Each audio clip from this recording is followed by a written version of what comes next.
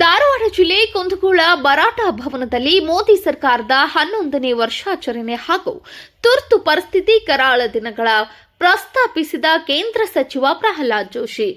ಸೇವೆ, ಸುಶಾಸನ, ಬಡವರ ಕಲ್ಯಾಣ, ವಿಕಸಿತ ಸಂಕಲ್ಪ ಭಾರತ ಕುರಿತ ಮತ್ತು ಕಾಂಗ್ರೆಸ್ ಮಾಡಿದ 39ನೇ ಸಂವಿಧಾನದ ತಿದ್ದುಪಡಿ ಬಗ್ಗೆ ಮಾಹಿತಿ ಬಿಚ್ಚಿಟ್ಟ ಜೋಶಿ ಅವರು, ಕುಂದಗೋಳ ವಿಧಾನಸಭಾ ಕ್ಷೇತ್ರಾಭಿವೃದ್ಧಿಗೆ ಜೋಶಿ ಅವರ ಕಾರ್ಯ ಶ್ಲಾಘನೀಯ.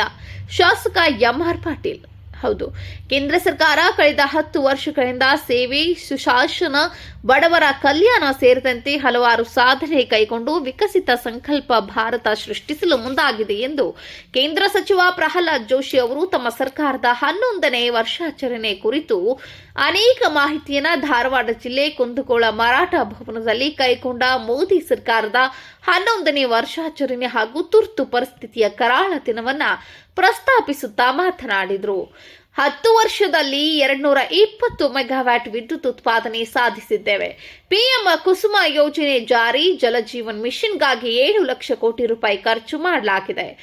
52,602 ಮನೆಗೆ 24x7 ನಳದ ನೀರು ಸರಬರಾಜು ಮಾಡಲು ವ್ಯವಸ್ಥೆ ಮಾಡಲಾಗಿದೆ. ಜಲಧಾರೆ ಯೋಜನೆಗೆ 1,042 ಕೋಟಿ ರೂಪಾಯಿ ನೀಡಲಾಗಿದೆ. 19 ಘನತ್ಯಾಜ್ಯ ಘಟಕಗಳಿಗೆ 28 ಸ್ವಚ್ಛತಾ ವಾಹಿನಿ ನೀಡಲಾಗಿದೆ ಎಂದು ತಮ್ಮ ಕೇಂದ್ರ ಸರ್ಕಾರದಿಂದ ಕೈಗೊಂಡ ಅಭಿವೃದ್ಧಿಗಳನ್ನು ವಿವರಿಸುತ್ತಾ, ತುರ್ತು ಪರಿಸ್ಥಿತಿಯ ವೇಳೆ ಕಾಂಗ್ರೆಸ್ ಸಂವಿಧಾನ ಹತ್ಯೆಗೈದಿದ್ದು, ತುರ್ತು ಪರಿಸ್ಥಿತಿ ಹೇರಲು ಬೇಕಾದ ಸಕಲ ಸಿದ್ಧತೆ ಮಾಡಿಕೊಂಡು ದೇಶದ ಅಂದಿನ ಪ್ರಧಾನಿಯನ್ನ ಯಾರೂ ಯಾವುದೇ ಕಾರಣಕ್ಕೂ ಏನೋ ಪ್ರಶ್ನಿಸದಂತೆ ಕರಾಳ ದಿನವನ್ನ ತಂದು ಅನ್ಯಾಯ ಅಕ್ರಮ ಎಸಗಿತು ಎಂದು ಜೋಶಿ ಅವರು ಆರೋಪಿಸಿದರು.